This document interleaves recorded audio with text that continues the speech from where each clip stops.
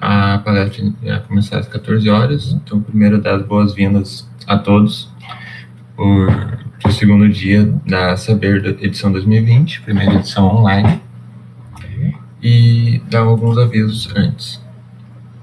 Logo a palestra vai começar, vai ter o canal de presença, todos têm que preencher o formulário de presença até às 13h15, que é a duração da palestra, para poder receber a presença e depois o certificado de horas. Vai ser mandado lá no Discord, no canal de presenças. Aqui, durante a palestra, por favor, manter todos os microfones e câmeras desligados, a não ser em caso de perguntas. Vou confirmar com os professores como querem que sejam as perguntas, se vão deixar para o final, se preferem durante o chat. Também apresentar agora que irá ser a palestra de apresentação no grupo Teoria, que vai ser apresentado pelos professores do grupo Teoria da UFPR, professor André Guedes, André Vinhati, Murilo Silva e Renato Carmo. Não sei se os professores já estão aí, mas podem começar. Estaremos como missão de apoio aqui. Ok. Alô? Eu não sei se você... Só por favor me confirme se vocês estão me ouvindo. Estamos ouvindo. Então, ok. Acho que tem alguém com o microfone aberto aí. E a minha tela está compartilhada já. Eu nunca usei o Jitsi como apresentador. Sim, está compartilhada. Tá tudo ok então, né? Tá tudo ok. Então tá. Então, bom, obrigado. Não sei se o Murilo está aí, mas eu já estou. Ok. Sou eu que vou falar em nome do grupo, né? Fiquei encarregado de falar.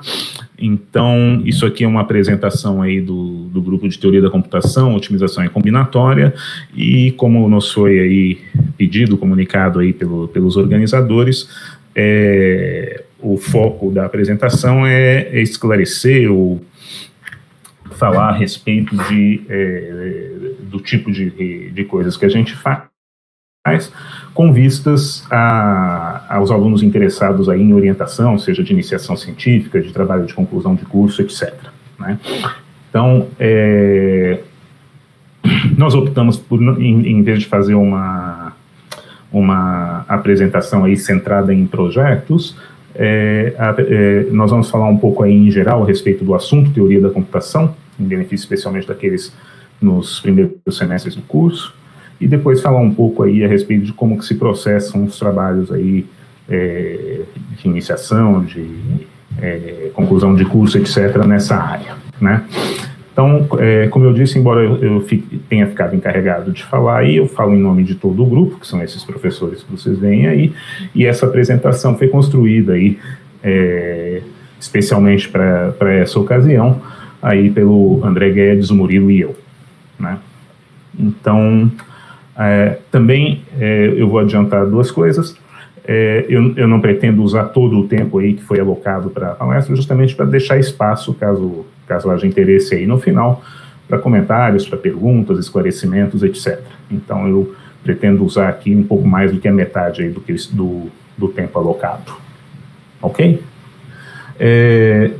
Eu não sei como é que o Jitsi aí se comporta com isso, mas eu ia me sentir, eu acho que facilita a vida de quem está apresentando, se vocês quiserem ligar suas câmeras, né? Sempre é bom ver os rostos das pessoas, assim, quando você está falando é um pouco menos impessoal, né? Então, quem puder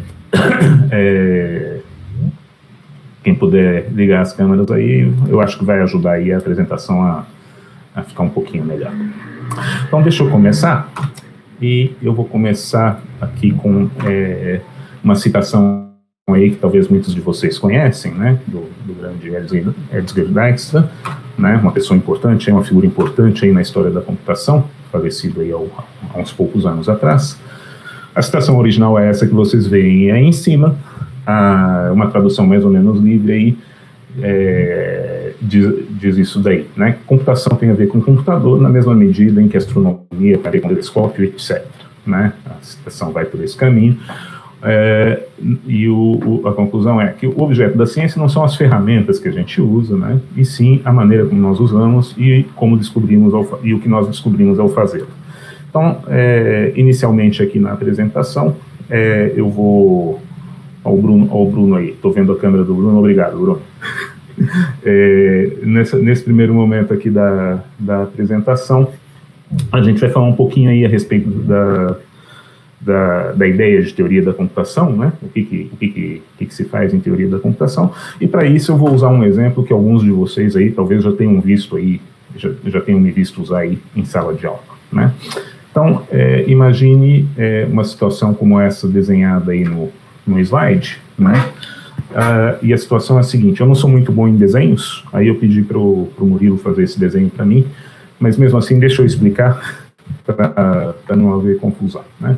Então aqui tem 5 elementos aqui nesse desenho, né? Isso aqui são bolinhas coloridas, tá?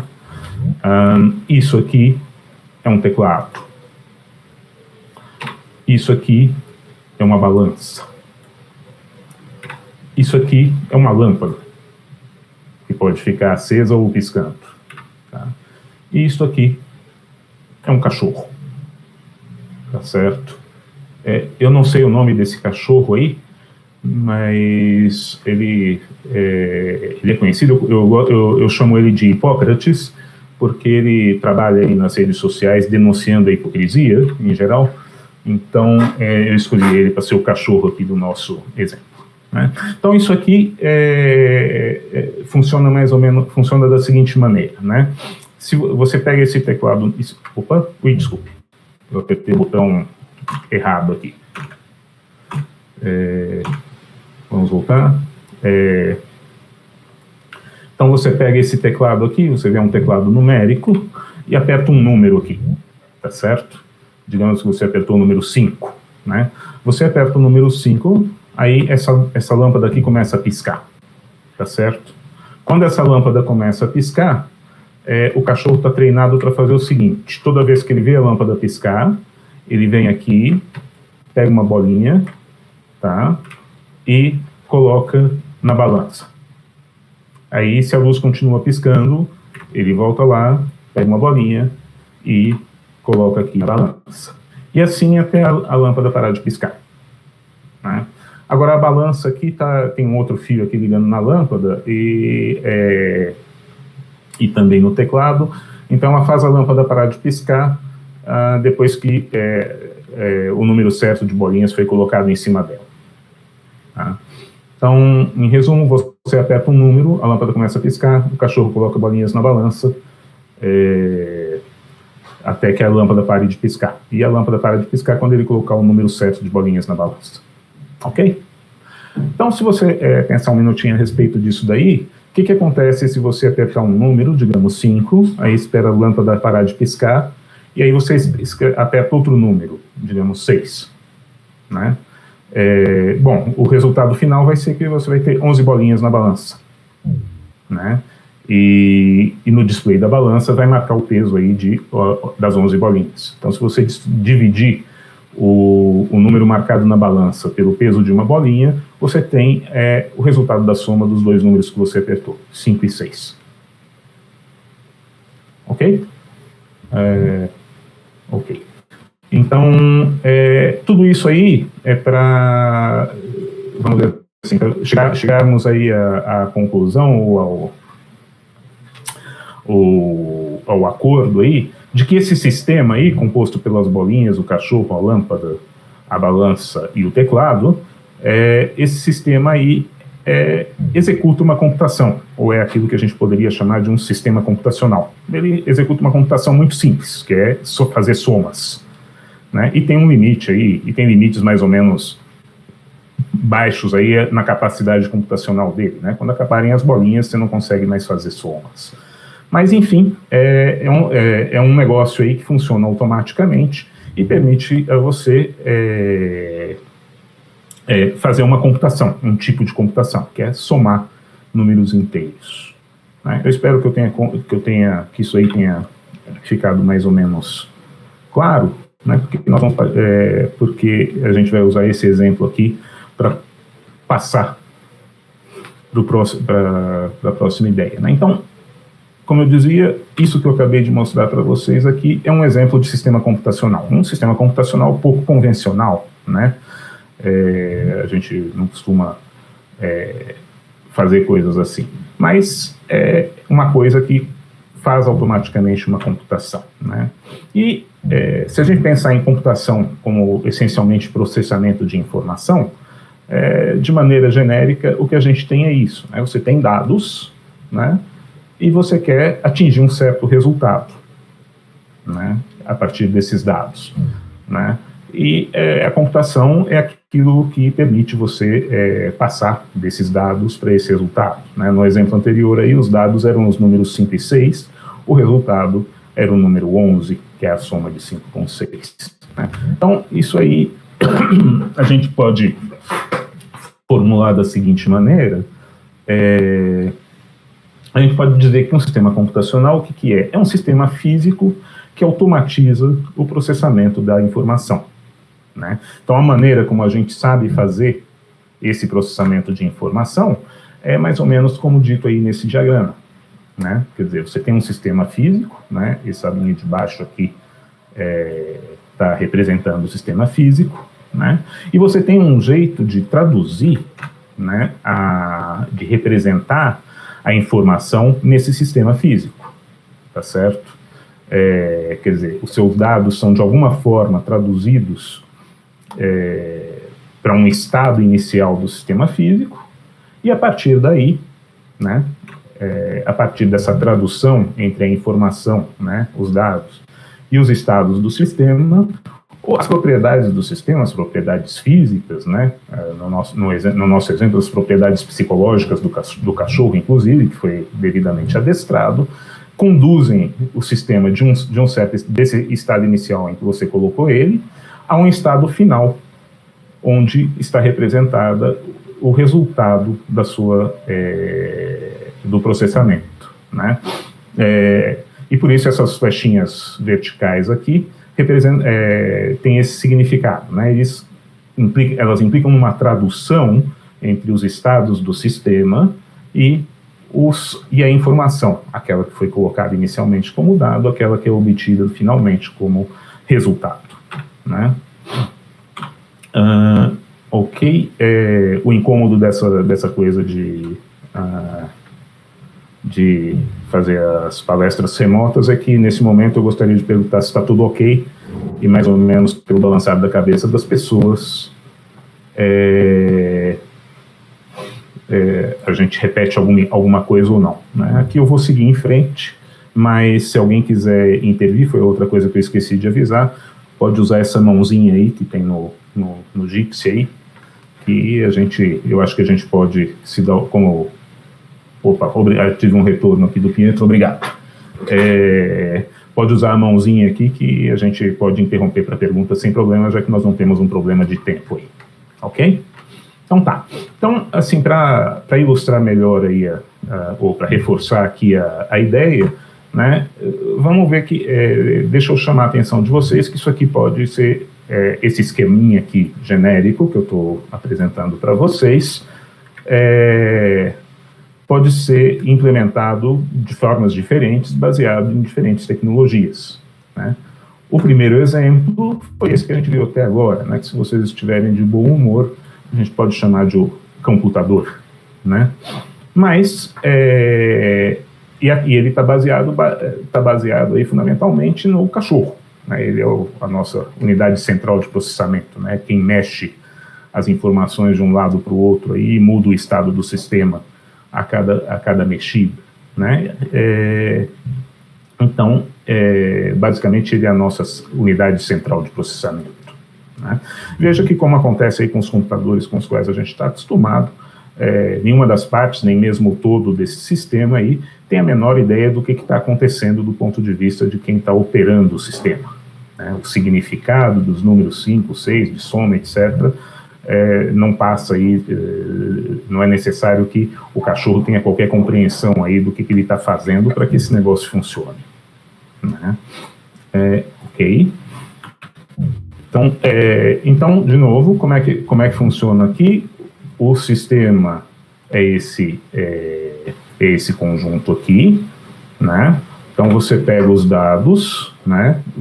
Como é que você traduz os dados para o sistema? Bom, a hora que você aperta um botão aqui no teclado, isso daí se transforma no estado piscante, né, da lâmpada, e daí, quando a lâmpada entra no estado piscante, o cachorro também muda de estado, ele passa a executar aquilo para que ele foi treinado, né, e cada vez que ele bota uma bolinha na balança, muda o estado até que a luz para de piscar, e daí o cachorro vai descansar de novo, né. Então, você põe a coisa num estado inicial, e deixa a natureza andar até que a computação se conclua. E aí, no final, você tem que traduzir o resultado, né? Você vai ver aqui o peso de 11 bolinhas e dividir pelo peso de uma bolinha para descobrir qual que é a soma de 5,6. Ok? Ok. Então, mas em vez do computador, a gente podia ter o computador tal como a gente está acostumado a pensar nele, né? O computador que a gente usa hoje em dia, né, que tem essa cara, ou lá por dentro tem mais ou menos essa cara, ele é baseado aí, né, a tecnologia aí que melhor funciona hoje em dia é aquela que se baseia nas propriedades eletrônicas dos materiais semicondutores, né? Acho que vocês já sabem disso, né? Mas eu chamo a atenção de novo para o nosso diagraminha, né? De novo, como é que a coisa funciona? Bom, você aperta botões aqui nesse negócio, né, nesse teclado do computador, e isso daí é traduzido aí, por causa das conexões que tem lá dentro, coloca lá o sistema, né, o processador, memória, bus e tudo mais, num certo estado, e aí as leis da eletrônica e dos semicondutores fazem sozinho o serviço de sair desse estado inicial e colocar num estado final que depois é traduzido, via de regra, aí, por uma imagem na tela, ou um barulho que o alto-falante faz, ou por aí afora, né? Mas, enfim, o esquemão é o mesmo, né? Eu não sei, isso aqui é um atestado aí de como eu estou ficando velho, porque eu peguei essa imagem aqui, isso é uma calculadora mecânica, tá? Eu fui perguntar para o Murilo se ele já tinha visto alguma dessas, ele falou que não, que só na internet. Então tá feio, a coisa é tão feia que eu brinquei com essas quando eu era criança. Tinha algumas dessas aí no lugar onde meu pai trabalhava, e eu brincava. Tá ruim de ver aqui, mas isso aqui no canto é uma manivelinha, tá? A imagem não deixa perceber, não sei se aumentando a imagem dá para ver um pouco melhor, mas enfim, isso aqui é uma manivelinha, né? Isso é uma calculadora mecânica, né? Tem os números aqui, né? Então, eu me lembro, assim, uma coisa que eu me lembro como é que ela opera, assim, se você quiser fazer a conta de 5 vezes 6, você aperta a tecla 5, aí no mecanismo lá dentro umas alavancas se levantam, se abaixam, umas se travam, etc. E aí você gira essa manivela 6 vezes. E aí, cada vez que você gira a manivela, aqui no visor, nesse visor aqui de baixo, na primeira girada o 0 passa para 5, na segunda passa para 10, na terceira passa para 15, e assim diante, até na sexta girada da manivela, chegar a 30. Então, isso é um dispositivo computacional mecânico, totalmente mecânico. Não tem eletricidade nenhuma aí na história, né? Depois, né, ainda na linha aqui das coisas mecânicas, tem esse outro modelo aqui, né, que talvez é um pouco mais novo, né? Eu tinha um desses na minha casa, meu pai tinha um desses, igualzinho esse aqui, dessa marca, né? Isso aqui funcionava assim, você quer fazer a conta 5 mais 6, então você aperta o 5, aí você puxa essa alavanca aqui, aí ele escreve aqui, isso aqui é uma tirinha de papel, tipo essas de máquina de cartão, né, um rolinho de papel.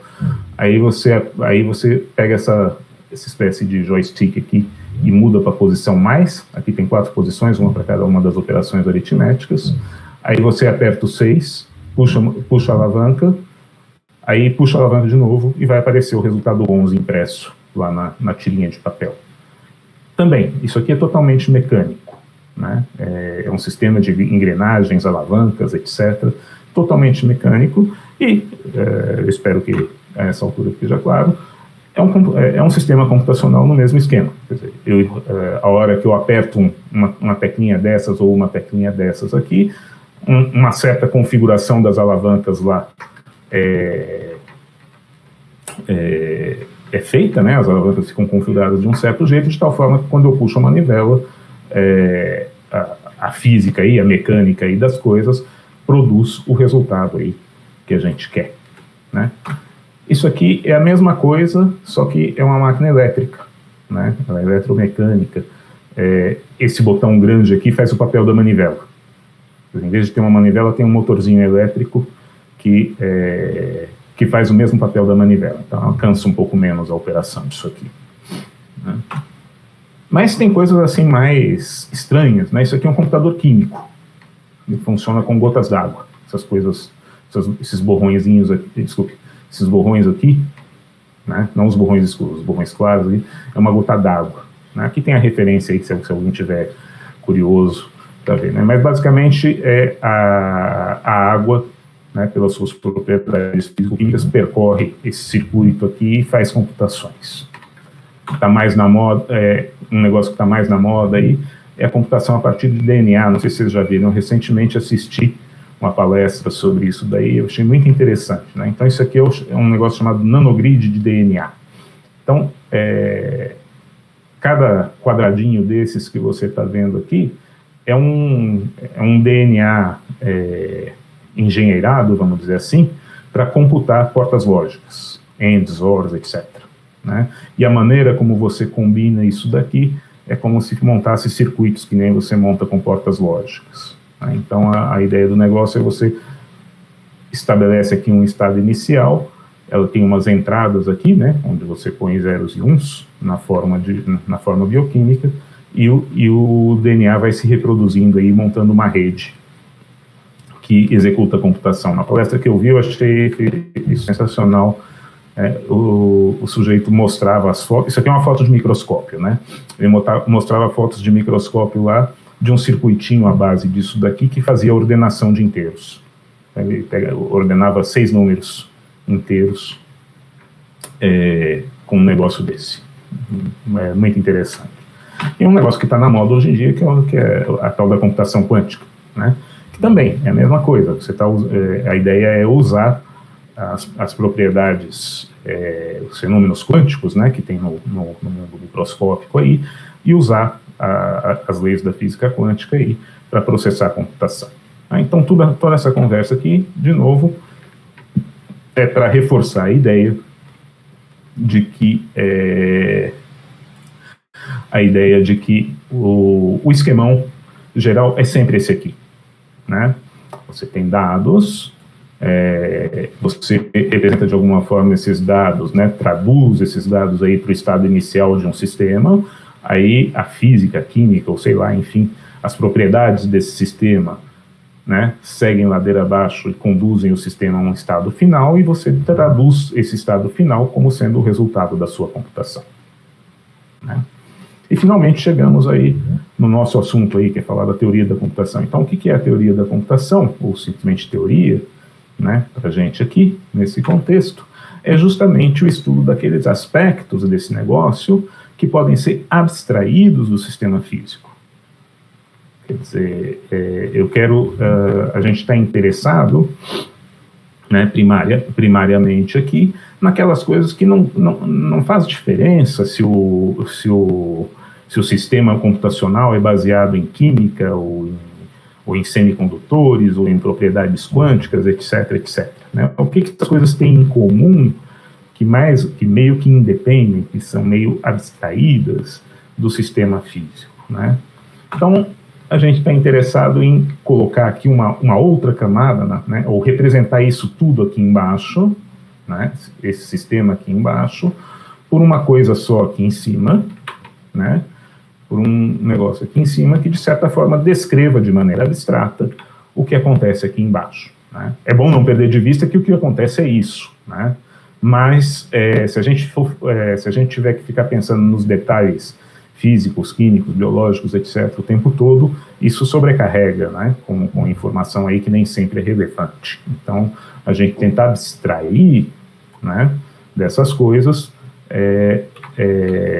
para poder pensar nelas com mais clareza, né? Então, a seguir aí, o que a gente vai fazer é entender aí o que é essa abstração. Quer dizer, como é que se preenche as interrogações que estão aqui no meu diagraminha. Ok? Muito bem. Então, ok, então vamos em frente. Eu estou aqui checando se alguém escreveu alguma coisa, então vamos em frente. Né? Ok. Então, um dos personagens importantes aí, né, um dos protagonistas dessa história, é aquilo que a gente chama de problema computacional. Isso é uma abstração muito importante, né, que dependendo aí das disciplinas que você já fez, já ouviu falar disso daí, já talvez até cansou de ouvir falar disso daí. Né? Então, o que é um problema computacional? Oi? O Eduardo pergunta se os slides com as referências estão disponíveis. Podem estar, sim. Depois eu peço aí para os organizadores me dizerem como é que eu faço, que eu mando o arquivo. Então, o problema computacional é uma dessas abstrações importantes aí no contexto da teoria da computação. E o que é um problema computacional? É um problema desses que pode ser formulado nesses termos aí. Dado não sei o que, obtenha a partir disso não sei o que. Né?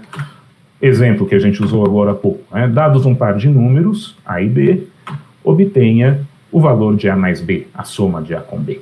Né? Isso é um problema computacional. Né? Esse exemplo aqui é o problema da soma de dois números inteiros. Né? Então, essa coisa que é dada recebe um nome, né? Ela se chama instância do problema. Né?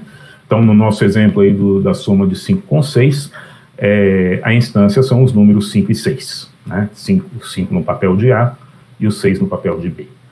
E a coisa que é obtida a partir da instância é o que a gente chama de resposta daquela instância. Né? Então, no nosso exemplo aqui, a resposta da instância 5, 6 é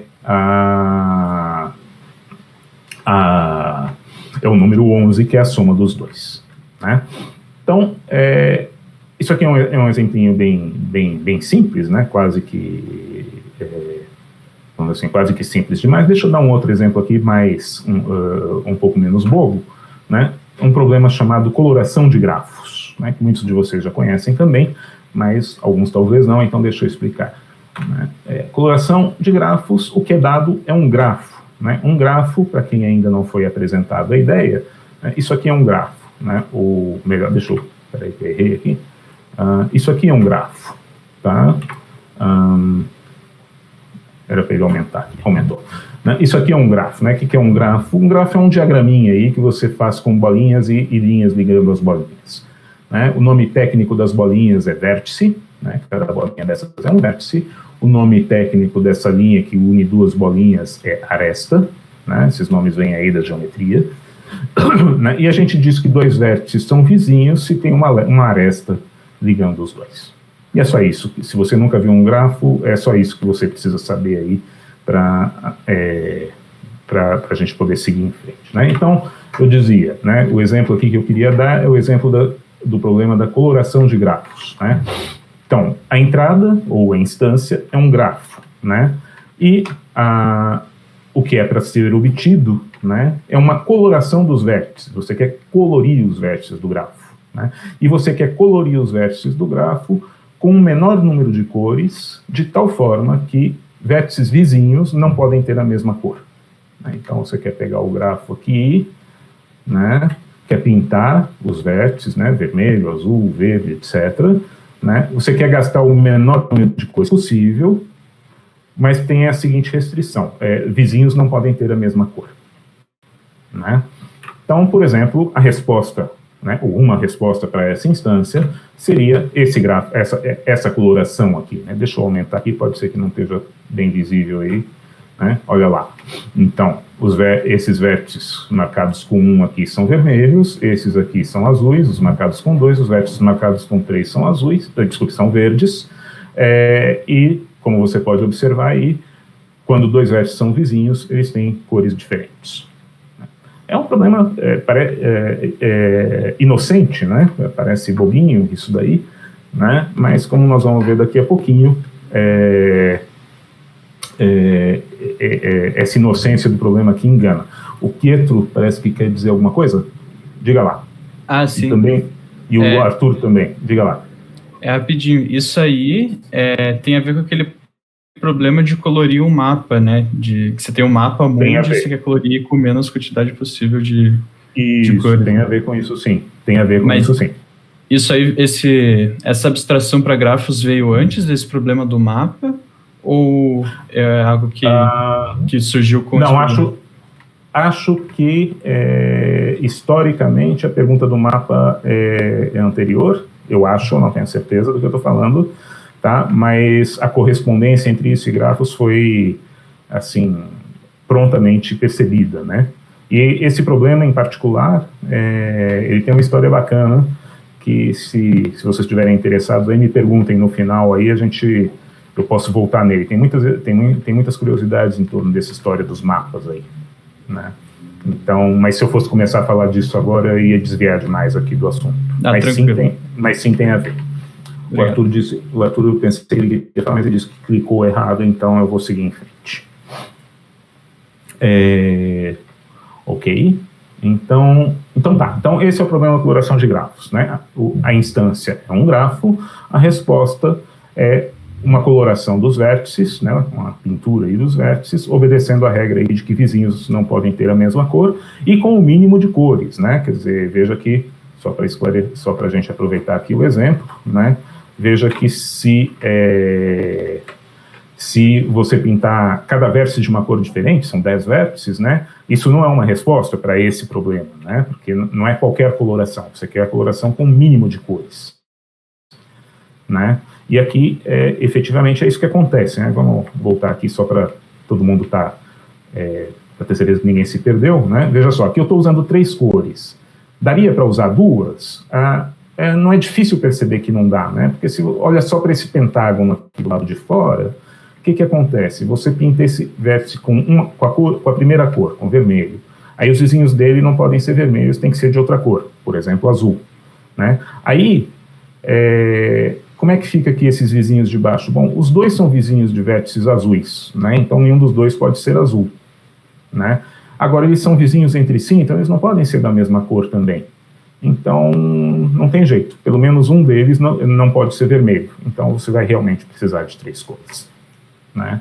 Então dá para colorir com 3, não dá para colorir com 2, então de fato a resposta é 3 cores, né? E, por exemplo, esse jeito de colorir é uma resposta para esta instância. Ok? Vamos em frente, então. Ok. Aí, o segundo personagem aí, importante, né, o segundo protagonista aí da nossa história, é aquilo que a gente chama de algoritmo, né? E o que é um algoritmo? O algoritmo é a solução de um problema computacional, né? Então, o primeiro personagem é o problema, o segundo é a solução, né? Mais especificamente, o que é um algoritmo, né? Acho que você vai reconhecer aí, isso aqui não é uma definição técnica, mas eu acho que é uma definição aceitável aqui para a gente. O que é um algoritmo? Um algoritmo é a descrição de uma computação, né? Uma maneira de você descrever, né, um processo que parte de uma instância do problema e, por exemplo, o parzinho 5 e 6, e daí resulta, a partir da instância do problema, resulta na resposta daquela instância, ou numa resposta daquela instância, nem sempre é única. Por exemplo, 11, peraí, chegou um recado aqui, deixa eu ver, Murilo.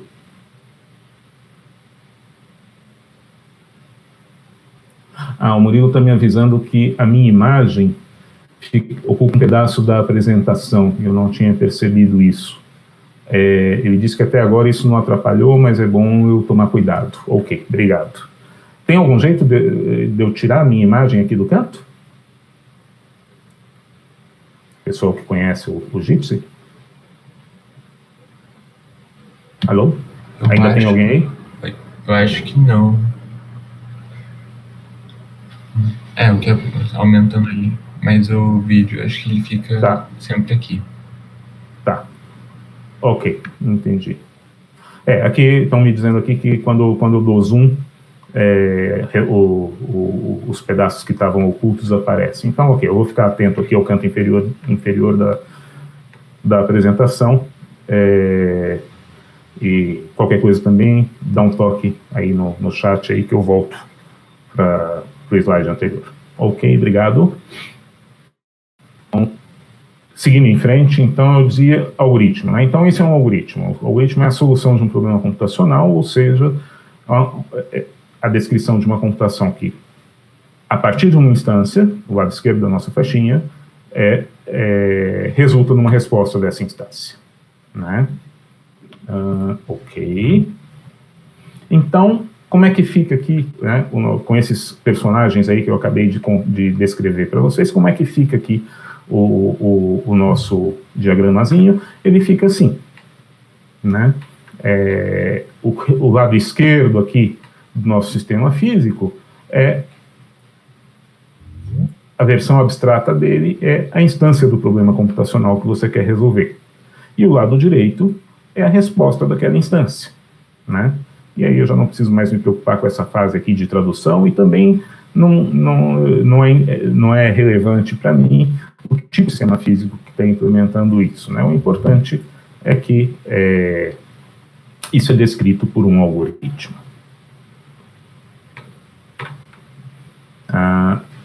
Então, a gente daqui para frente vai pensar nesse esquema dessa maneira aqui, né? Então, você tem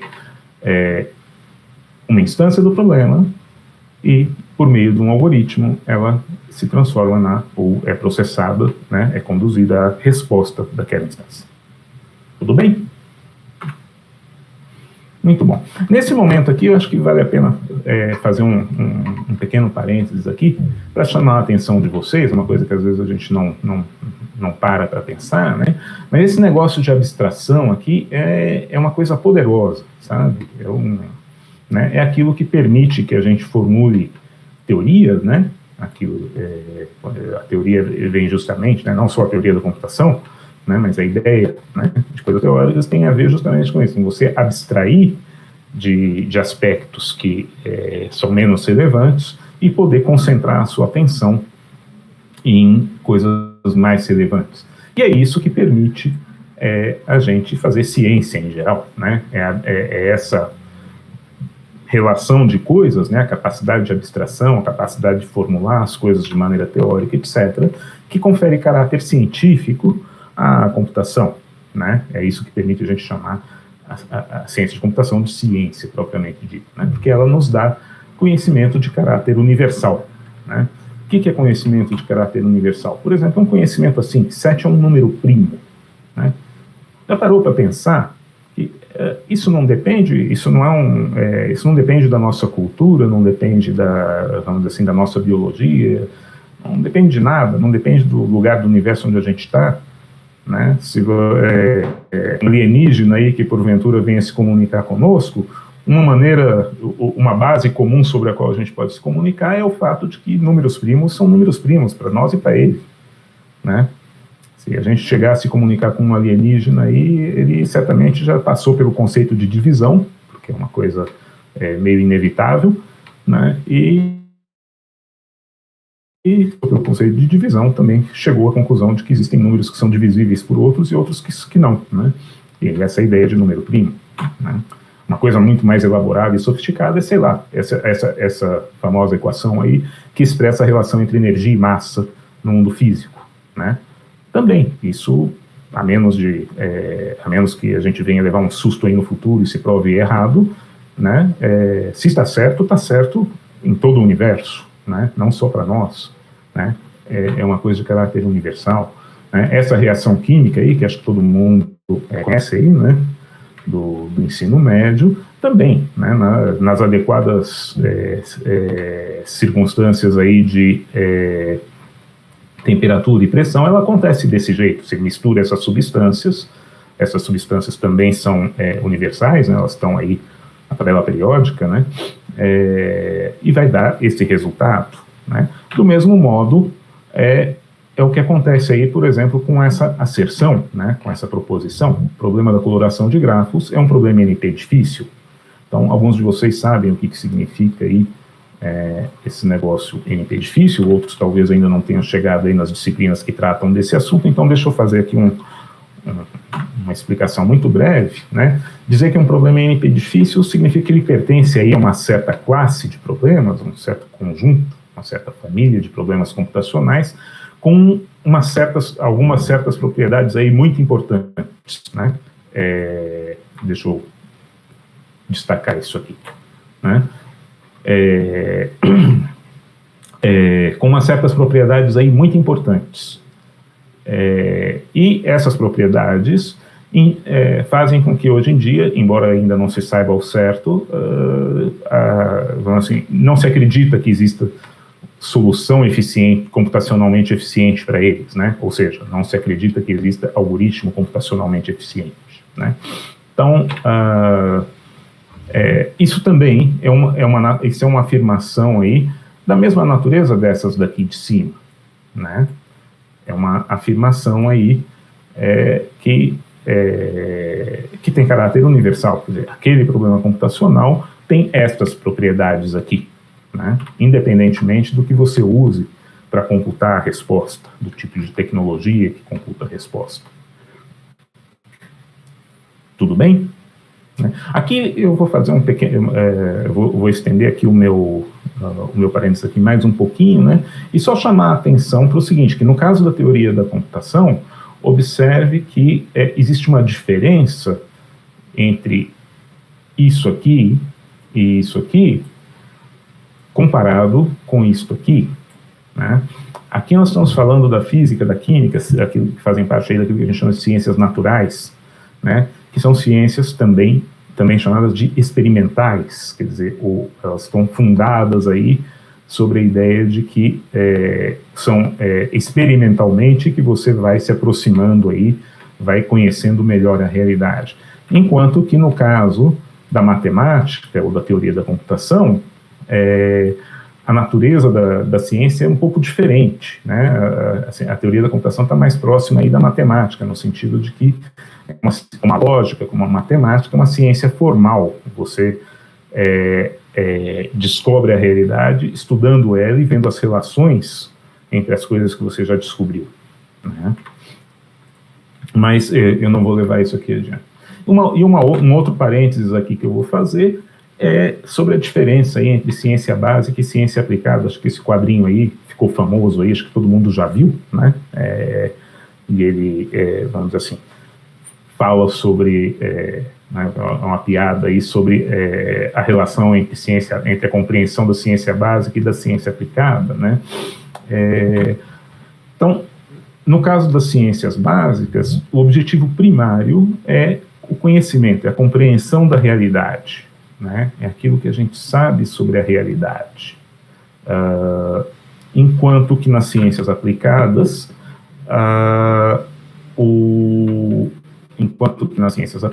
deixa eu fazer um zoom aqui porque isso está no canto, enquanto que nas ciências aplicadas, às vezes o foco está no contrário, né? A utilização do conhecimento que é o foco, né? Então, isso está aqui para dizer, né, ou para esclarecer o fato de que a teoria da computação está do lado da ciência básica, né? Está do lado básico da ciência, né? Não está do lado aplicado, como outros pedaços aí da computação. Mas, feito esse parênteses, deixa eu seguir em frente, né? E falar aqui, bom, então, o que tem a ver com teoria da computação, né? Pensando aí nas disciplinas aí que vocês cursam, né? No BCC, né? São disciplinas como essas aqui, né? Algoritmos de estruturas de dados, né? 1, 2 e 3, né? Note que, por exemplo, em algoritmos de estruturas de dados 2, é onde você, primeiramente, mais diretamente apresentado a essas noções de problema computacional, né? E instância, resposta, né? Você fica lá quase que o semestre inteiro em torno lá de dois problemas computacionais, o problema da ordenação e o problema da busca, né? Muitas estruturas de dados que a gente estuda aí, né, nessas disciplinas, tem a ver com o mesmo problema de computacional, que é um problema de busca, né, e assim por diante. Então, enfim, matemática discreta e, vamos dizer assim, acima de tudo, a introdução à teoria da computação, né, é a disciplina de teoria propriamente dita, mas análise de algoritmos de teoria dos grafos, otimização, todas essas são disciplinas aí do bloco, né, da teoria da computação. E além dessas que são as obrigatórias, tem as optativas também aí, né, que nem sempre, que não estão todo semestre ofertadas, mas a gente procura ofertar aí com uma certa regularidade, né? Então, que são essas daí. Muito bem, então, com isso aqui, nossa, eu já gastei tanto tempo, já são 15:03, então deixa eu ir um pouquinho mais rápido. Então tá, eu quero falar um pouco agora, então, feita essa explanação mais genérica aí sobre a teoria da computação, vamos entrar aqui naquilo que os organizadores falaram para a gente que era um foco importante aí da apresentação, que é como é que funciona esse negócio, né? Quer dizer, vamos supor que você se interessou, gostou dessas disciplinas, né? Aliás, desculpa, esqueci de falar, um dos motivos aí para relacionar, elencar essas disciplinas aqui, é chamar a tua atenção para o seguinte: se você gostou dessas disciplinas, se essas são disciplinas que você achou legal, tal, o que não é a mesma coisa que ter ido bem, ter tirado uma nota boa, né? Nem sempre as duas coisas estão juntas, né? Mas se você gostou dessas disciplinas, isso é um bom sinal no sentido de que, então, esse assunto aí é um assunto bacana. Se você odiou essas disciplinas, então talvez você vai estar interessado em fazer o seu TCC numa outra área, né? Então, é uma maneira aí de... eu estou descendo aqui agora, o André está com a câmera ligada. Obrigado, André. Ok. Então, vamos em frente. Então, como é que a coisa funciona aqui? Então, para explicar como é que a coisa funciona aqui, a gente escolheu um exemplo, né? Então, vamos supor que você resolveu fazer iniciação científica, ou seu TCC aí, e você gosta daquele quebra-cabeça, Sudoku, e você quer fazer um resolvedor de Sudoku, tá certo? Então, o projeto é um resolvedor de Sudoku, né? E o objetivo, portanto, é um algoritmo, né? Pode ser que você queira implementar, pode ser que não, enfim, mas que resolve Sudoku tradicional. Eu mesmo não sou um fã de Sudoku, então pode ser que tenha muita gente aí que não sabe o que é o Sudoku. Deixa eu explicar como é que funciona o Sudoku, né? O Sudoku tradicional, você começa com uma matriz assim, 9×9, preenchida com alguns números de 1 até 9, né?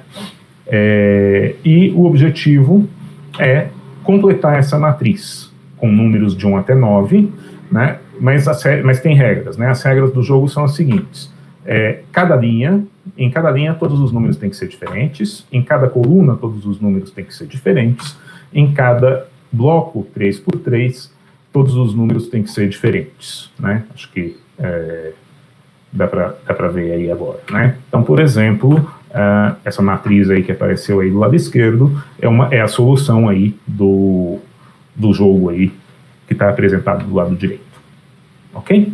Então, isso é o Sudoku, né? Você recebe uma matriz assim e tem que completar com os números de tal forma que não tenha repetição nas linhas, nas colunas, nem nesses bloquinhos, né?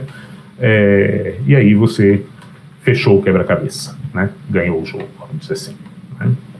Então, você quer... esse é o seu projeto aí de TCC, digamos, né? Então, o que vai acontecer, né? Então, tipicamente, a primeira coisa... a primeira coisa é identificar direitinho qual que é o problema computacional que tá em jogo aí, né? Então, como vocês viram lá, isso aqui é o protagonista da história, né? Quer dizer, se você não sabe qual é o problema computacional, se você não entendeu direito, né, não especificou, não delimitou direito o problema computacional, as chances do projeto dar certo são muito pequenas, né? Então, qual que é o problema computacional aqui? É relativamente simples, né? O que é dado é uma matriz 9×9, parcialmente preenchidas com os números de 1 a 9, e o que é para ser obtido é o preenchimento das demais posições, obedecendo lá as regras do Sudoku, né? Que não pode, os números têm que ser todos diferentes em cada linha, cada coluna e cada bloquinho, né?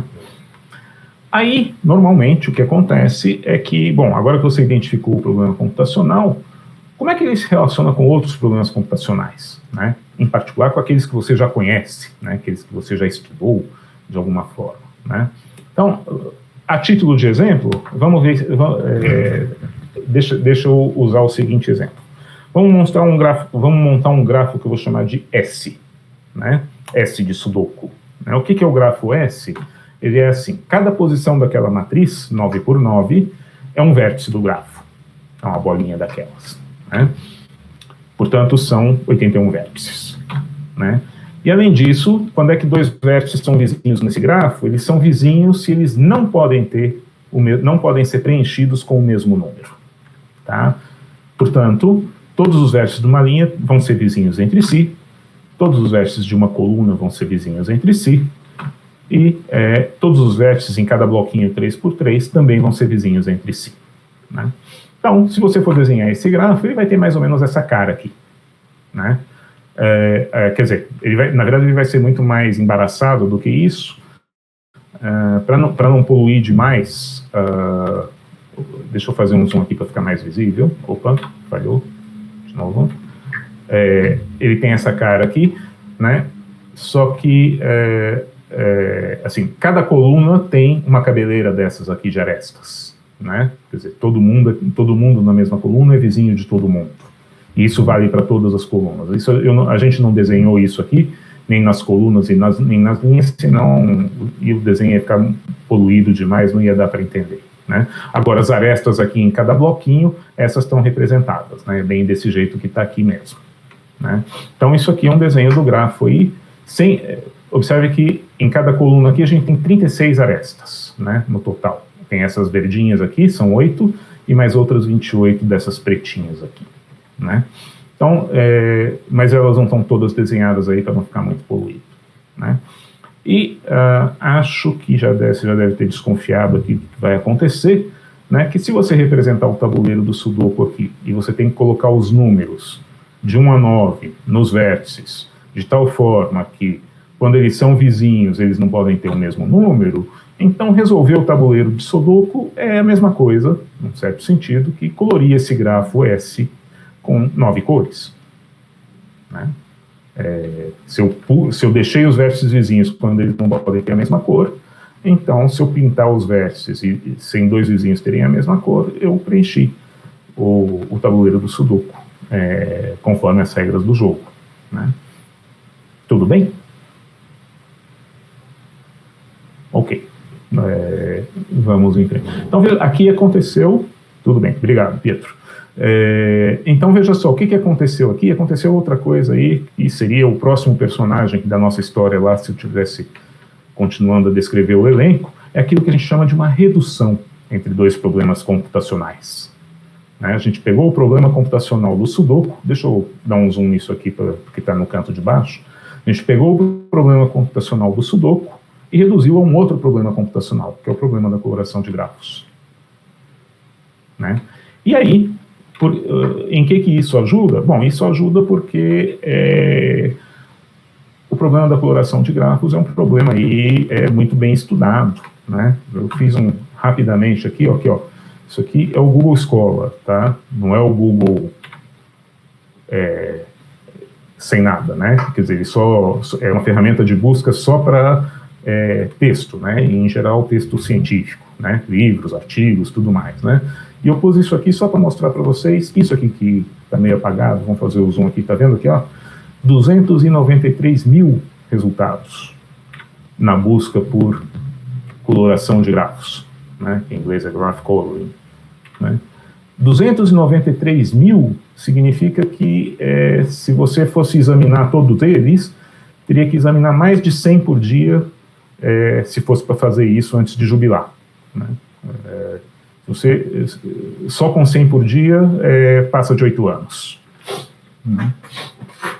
Então, tem muita coisa já conhecida a respeito da coloração de grafos, e possivelmente algumas dessas coisas que são conhecidas vão te ajudar aí, né, a entender o problema e arranjar uma solução interessante para o problema do Sudoku, né?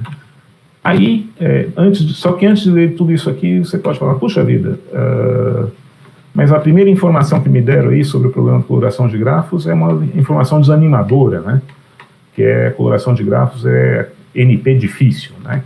Mesmo que você não saiba o que isso significa, eu contei para você que quando uma coisa é NP difícil, a gente tem pouca esperança de arranjar algoritmo eficiente para ela, né? Aí você fala, puxa vida, então acho que melhor mudar meu projeto aqui, porque isso aqui não tem muito futuro, não. Eu vou jubilar aqui e não vou conseguir terminar esse negócio, né? Não, mas cuidado, né? É isso que eu chamo aqui né, processo de refinamento aí do conhecimento, né, porque aí você não está pegando todas as informações. É verdade, esse problema da coloração de grafos NP é difícil, mas o problema de colorir um grafo em particular, não, esse não é computacionalmente difícil, esse é um problema computacionalmente fácil, né. O que vem a ser exatamente, né, difícil e fácil, aí eu vou deixar um pouco vago, porque senão tomaria muito tempo, né. Então esse é um problema computacionalmente fácil, né, e você consegue resolvê-lo aí de maneira eficiente, né. Então o refinamento significa, bom, o problema computacional, né, na versão grafo, né, reduzido ao problema de coloração de grafos, não é o problema de coloração de grafos em geral, né, é o problema da coloração do grafo S, né. Então, qual que é o problema exatamente? Dada uma coloração do grafo S, quer dizer, você começa com o grafo S com alguns vértices já pintados, e o que você quer obter? Você quer obter o resto da coloração, quer dizer, uma coloração do grafo S que seja compatível com aquela coloração inicial, né? É outra conversa, né? E aí, você, uma vez entendido o problema e delimitado qual é o problema computacional e tudo mais, aí a gente parte aí para ver para diferentes alternativas de ataque, vamos dizer assim, do problema, né? A primeira que ocorre, né, justamente porque ela não exige muita elaboração, é a enumeração exaustiva, né, também conhecida aí com um nome assim, menos elegante de força bruta, né? Existe um outro negócio aí, né, que a gente aprende também, uma técnica aí, que é uma enumeração um pouco menos bruta, né, recebe o nome genérico de branch and bound, né, que é uma maneira de enumerar, mas de maneira um pouco mais inteligente. Mas você vai, se você for atrás do problema Sudoku e do problema de coloração de grafos, você vai descobrir que uma solução comum é a redução a um outro problema computacional muito importante, chamado de programação linear inteira, né? Esse problema a gente estuda aí nessa disciplina de optimização, né? E também é muito comum a redução a um outro problema computacional aí chamado programação por restrições, que é uma espécie de generalização do problema da programação linear inteira. E existem outras alternativas a isso. Aqui não é para ser uma aula de Sudoku, mas só vamos dizer assim, um exemplinho aí de o que aconteceria no meio do caminho num trabalho aí dessa natureza, né? E outra coisa que acontece com uma certa frequência, né, quando a gente começa a estudar essas coisas, é que você entrou lá com um objetivo, que era, por exemplo, implementar um resolvedor de Sudoku, e depois que você começou a estudar o assunto, descobriu que existem outras coisas ainda mais interessantes para fazer do que implementar o resolvedor de Sudoku, né? Por exemplo, você pode ter ficado interessado aí nas variações ou generalizações que existem em torno do jogo, né? Então, por exemplo, perguntas interessantes aparecem quando você generaliza o jogo aí, em vez dele ser 9x9, você permitir o tamanho do tabuleiro arbitrário, né? N quadrado por N quadrado, né? Tem que ser um quadrado por causa dos bloquinhos lá, né? Tem uma variação do jogo que inclui as diagonais, né? Como é que fica? Né? Tem variações do jogo aí em que o tabuleiro não é mais uma matriz, né? Tem outros formatos lá, etc. Como é que fica isso daí? Como é que resolve esses, né? E às vezes você fala, eu entrei pensando em resolver o Sudoku tradicional, mas gostei mais dessas perguntas aqui e meu trabalho vai mais nessa direção, né? Você pode escolher outras abordagens, não aquela combinatória que através você vai descobrir que existem outras abordagens além daquela de reduzir o problema ao problema de coloração de grafos, né? Em particular, tem muita coisa aí que se conhece aí a respeito do Sudoku, usando uma parte da álgebra chamada teoria dos grupos, né? Você pode estar interessado em outras questões combinatórias, por exemplo, uma que me parece muito interessante é essa aqui. Como é que você gera, né? Como é que você cria novos jogos, né, de Sudoku, né? Como é que você cria o tabuleiro inicial garantindo que existe resposta, né? Você não pode jogar os números no tabuleiro inicial lá de qualquer jeito, senão pode não ter resposta. Além disso, pelo menos na versão tradicional, diz que a resposta tem que ser única, né? Então isso parece mais complicado ainda, né? Como é que você garante que a resposta seja única, né? Será que tem que gerar o tabuleiro inteiro para depois? Quantas soluções pode ter uma outra pergunta interessante, né? Quantas soluções pode ter um determinado jogo de Sudoku, né? Que condições o preenchimento inicial tem que satisfazer para que o jogo tenha solução, para que a solução seja única, enfim, essas coisas todas, né? Então, pode muito bem, a hora que, depois que você escolheu o assunto, à medida que você foi estudando mais, você pode perfeitamente mudar um pouco com relação à proposta original. Isso é muito comum de acontecer. Eu vou encerrar, né? Já gastei, eu pensei que ia gastar menos tempo, mas eu vou encerrar aqui. Isso aqui é uma lista de alguns trabalhos aí que já foram ou estão sendo aí orientados, como iniciação científica, como trabalho de conclusão de curso. Na página do grupo, já vou dar o endereço já, vocês vão ver a lista completa, né? Eu só aviso, né, tanto quando você lê essa lista aqui, quando você lê a lista completa lá, muitos desses trabalhos aí admitem continuação, né? Então, sei lá, você fala, puxa vida, né, eu queria tanto fazer o meu TCC aqui, sei lá, em algoritmos quânticos e protocolos criptográficos, mas alguém já fez, agora dancei, né, vou ter que escolher outro assunto. Provavelmente, o aluno que fez isso aqui não esgotou o assunto, né? O mais normal de acontecer é que você chega no fim do trabalho e tem uma lista de coisas que, se você tivesse mais tempo ou mais disposição, você teria, caberiam no trabalho, né? Então, mesmo que você veja um assunto lá que é exatamente aquilo que você queria fazer, pode ser que caiba. Então, com isso eu encerro, né, sob o olhar aqui atento do nosso amigo Hipócrates, né, dizendo para vocês que, se quiser mais informações, esse é o endereço aí da nossa página, é fácil de lembrar, porque é o endereço aí da rede do departamento, /teoria, né. Nessa página aí você vai encontrar, em particular, uma lista de e-mails, que é onde a gente anuncia as coisas que estão rolando, né? Então, seminários, defesas, eventos, oportunidades, notícias aí relevantes aí para quem acompanha a teoria, etc. A gente anuncia por lá. Então, é só se inscrever, você recebe os e-mails, né? E também você vai achar lá uma agenda de eventos, né, feita no Google Calendar. Se você é usuário aí da agenda do Google, você pode importar essa agenda e vão aparecer aí os nossos eventos aí automaticamente na sua agenda. E por fim, é claro, é só entrar em contato aí com a gente, né? Os endereços de e-mail são esses aí, é tudo fácil. Então, eu encerro por aqui e ficamos, né? O André, o Murilo estão aí também, aí à disposição aí para as perguntas. Peço desculpas que eu usei mais tempo do que eu queria.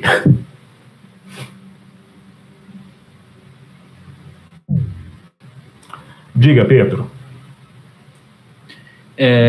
E daí, por exemplo, se eu quiser fazer uma iniciação científica no grupo, é ideal que eu tenha feito pelo menos uma matemática discreta para ter alguma noção, assim? Ou... Não, assim, isso depende muito aí do que você quer estudar, né, quer dizer, isso já, que disciplinas você tem que fazer, ou que seria ideal e tal, já faz parte do processo de orientação, eu diria. Uhum. É que no meu caso, eu estou no terceiro período, só fiz estatística e arquitetura do terceiro período, o resto dos anteriores. Sim, dos anteriores, né? Não, vamos colocar um caso hipotético mais extremo aqui. Você é um calouro, tá? Mas quer fazer, está interessado em fazer iniciação científica, tá? Você ainda nem terminou Algoritmos 1 e já está interessado em fazer iniciação científica, por exemplo, né? O mais indicado entre em contato, né? E em função aí do que você está interessado, do que você tem em mente, tal, etc., aí você vai ser orientado, vamos lá, tem isso aqui que dá para você, já dá para você começar a estudar desde já, ou não, ou vamos esperar até você concluir o primeiro período, você concluir o segundo período. Eu acho que isso varia de caso a caso. Não sei se André e Murilo querem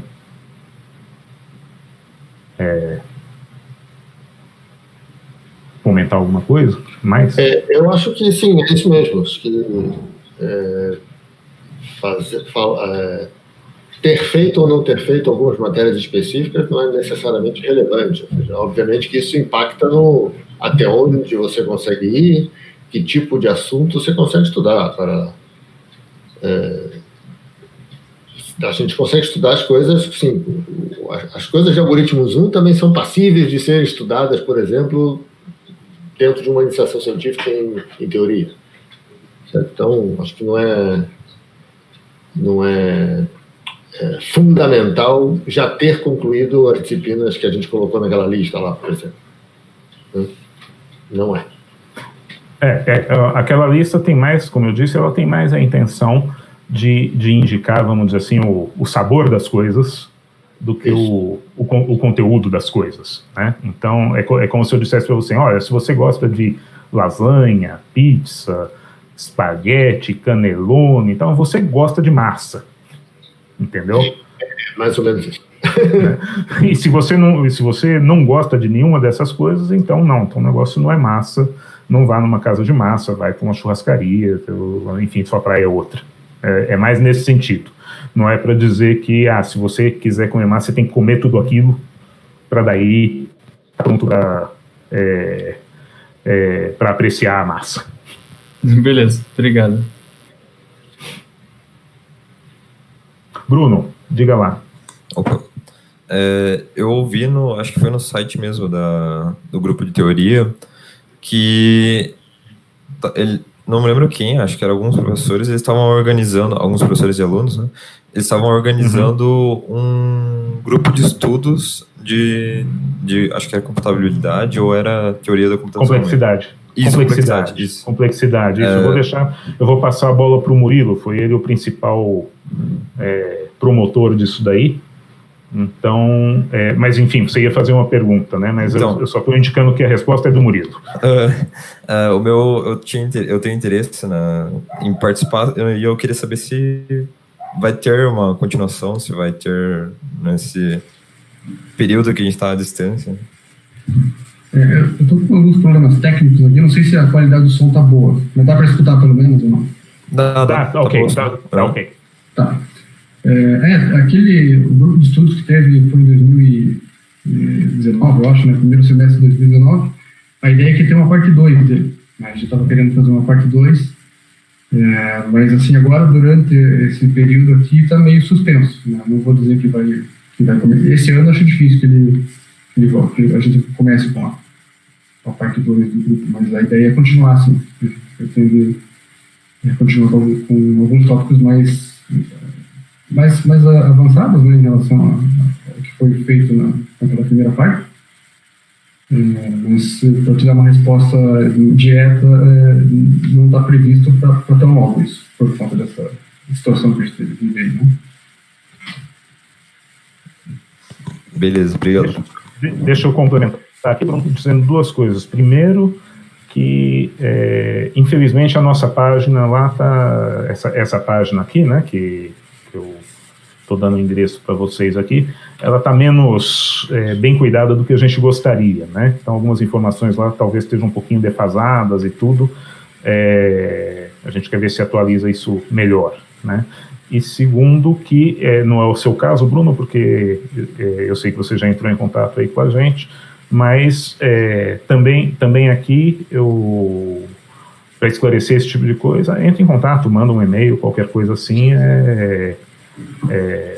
é simples de esclarecer. Só complementando, a maneira como eu falei aqui, não sei se ficou meio assim, um balde de água fria, né? Não vai ter já o negócio, mas não, acho... a ideia, a resposta curta é sim, a gente quer continuar. Talvez não está claro na página lá, mas é para ter uma parte 2 aqui, do grupo de estudos, né? Agora, a resposta longa é realmente como que isso vai funcionar nesse período agora, não está definido. Beleza, obrigado, professor. Ok.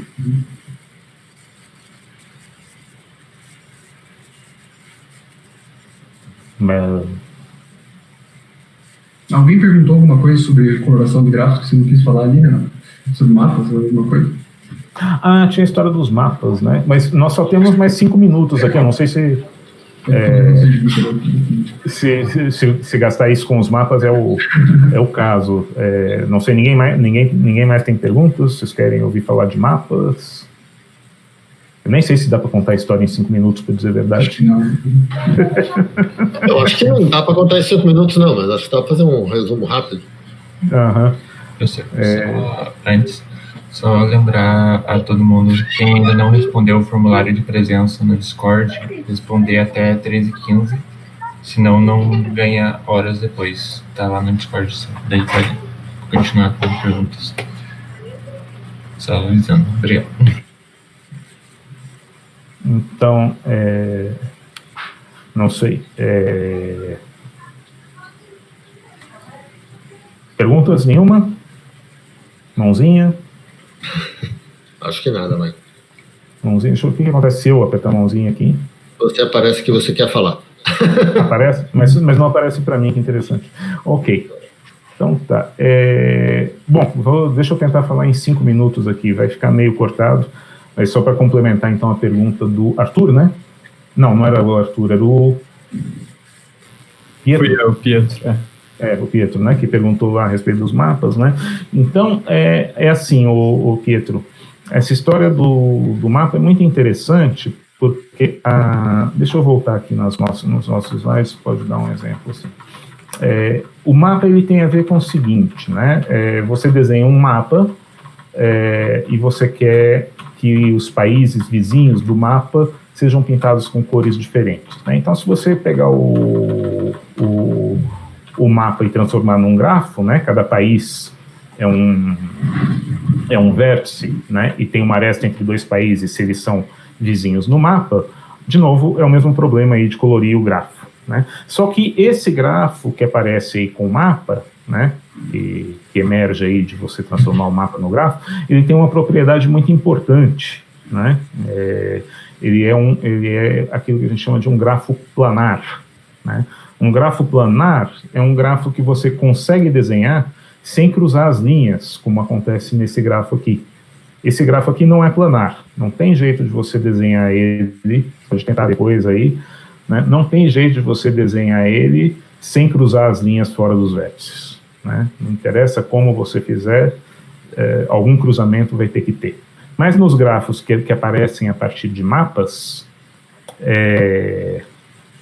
eles são planares, sempre dá para você desenhá-los de maneira que eles não cruzam as linhas, né? Então eles são um tipo especial de grafo, né? E quando você tem um tipo especial de grafo, às vezes acontece que problemas que no caso geral são difíceis de resolver, nesses casos especiais são mais fáceis, e você pode se valer das propriedades especiais que eles têm.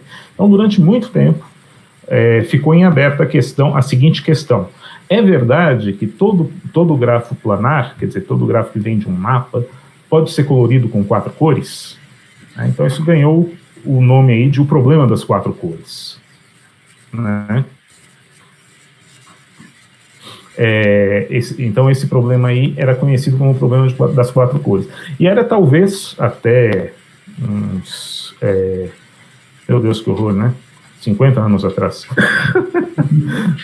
Mas até uns 50 anos atrás, dividia junto com o último teorema de Fermat a honra de ser um dos problemas mais célebres aí que estava em aberto, cuja resposta era desconhecida, né? Acho que o último teorema de Fermat, acho que todo mundo já ouviu a historinha dele também, né? Então, esse problema ficou desde o final do século XIX até 1973 sem resposta. Quer dizer, ninguém sabia se isso era verdade ou não, se era possível colorir com 4 cores um grafo planar ou não, né? Isso só foi descoberto, resolvido em 1973, né? Com a ajuda de computadores. Isso, e ainda tem essa peculiaridade interessante, né, que é que exatamente esse artigo, né, que prova que todo grafo planar pode ser colorido com 4 cores, ainda por cima é o primeiro exemplo na história em que um teorema desses, né, uma afirmação dessas, a prova de uma afirmação dessas usa um computador para valer, né? Foi a primeira vez que isso aconteceu na história. Claro. Sim, só para ficar claro, o uso do computador não foi resolvendo instâncias gigantes do problema. O uso do computador foi para verificando ramificações da prova do teorema.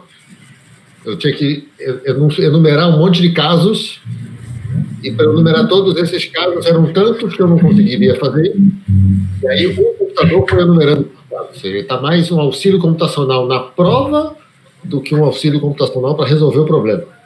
Talvez, não sei se é isso, André, essencialmente você teria que mostrar alguma coisa para infinitos grafos, né? Você não consegue mostrar um por um de infinitos, né? Eu acho que uma das ideias de quem provou o teorema é reduzir, mostrar algo para infinitos casos para mostrar para infinitos casos, só que ainda assim era muita coisa, então ele usou o computador para verificar cada um desses infinitos, mas muito grande número de casos, né?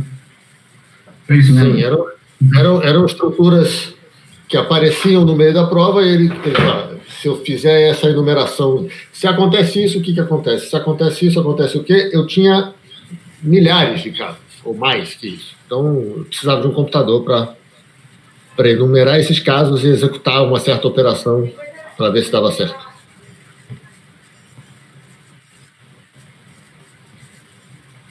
Então, bom, e com isso, conseguimos falar em 5 minutos aí, né? Se tivesse mais, dava para falar um pouco mais, mas...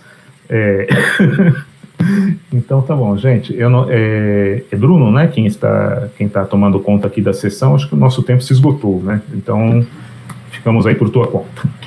Henrique, mas... Então, agradecer aos professores... Desculpa, Henrique. Por participarem. Tá... Nós que agradecemos. Ele reclama. Então, agradecer pela disponibilidade, por participar. Já avisar aqui, então, que a próxima palestra de Agricultura Inteligente e Economia de Energia e Transmissão de Dados vai começar às 3h30, nesse mesmo canal. Então, se os professores quiserem se alongar um pouco mais, eu vejo, não tem problema, mas assim que o professor Albini chegar, que é o próximo palestrante, então, liberar o espaço de fala para ele. E lembrando que a reunião também, a palestra foi gravada e vai ser disponibilizada no YouTube mais tarde, conforme foi acordado com os professores. Então é isso, e obrigado mais uma vez. Obrigado. Nós que agradecemos. Então,